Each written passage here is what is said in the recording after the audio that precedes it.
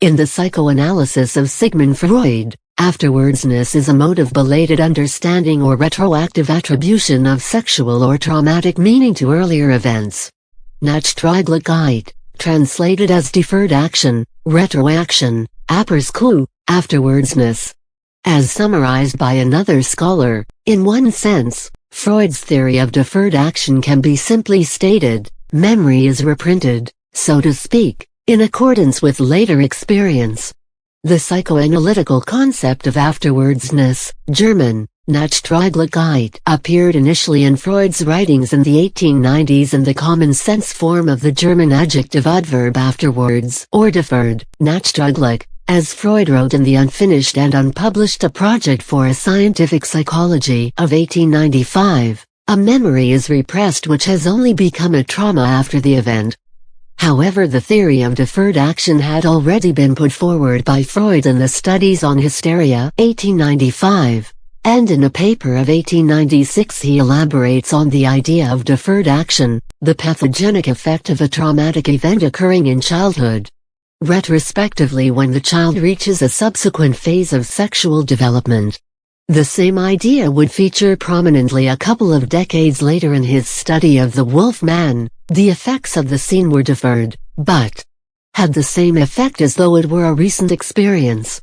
Thus, although he never offered a definition, much less a general theory, of the notion of deferred action, it was indisputably looked on by Freud as part of his conceptual equipment. It has been suggested that it was Lacan who brought the term back from obscurity after Freud's death. His translation in the French language as the après-coup fits into the context of his return to Freud, Rapport de Rome, 1953, and certainly French psychoanalysis has since taken the lead in its explication. Lacan himself claimed in his seminar that the real implication of the nachträglich, for example, has been ignored, though it was there all the time and had only to be picked up, while writing any crits of "deferred action, nachträg," to rescue another of these terms from the facility into which they have since fallen. They were unheard of at that time.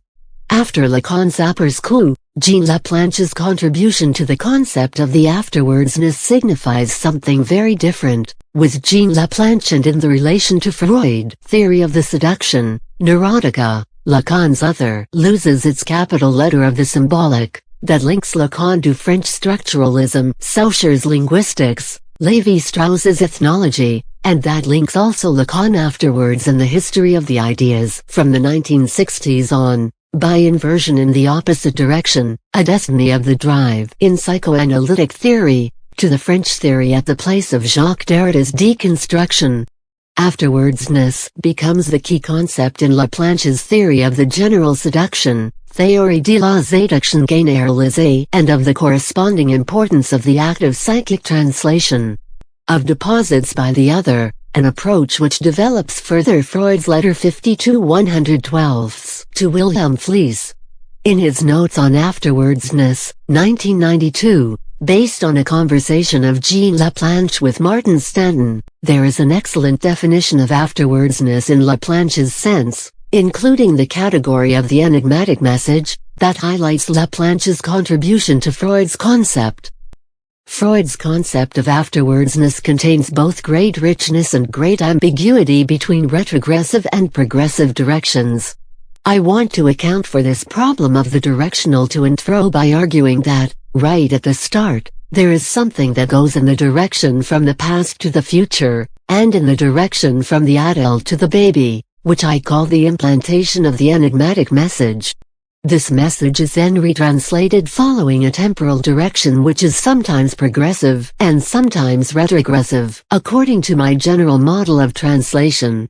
Closely related for Freud to deferred action was deferred obedience, again, a deferred effect. A deferred obedience under the influence of repression. Thus, for instance, Freud explored the different phases of a man's infantile attitude to his father. As long as his father was alive, it showed itself in unmitigated rebelliousness and open discord, but immediately after his death it took the form of a neurosis based on abject submission and deferred obedience to him. In Totem and Taboo he generalized the principle and depicted the social contract also as based on posthumous obedience to the father's authority, offset at times by its converse, occasional carnival-like license such as the memorial festival of the totem meal, in which the restrictions of deferred obedience no longer held.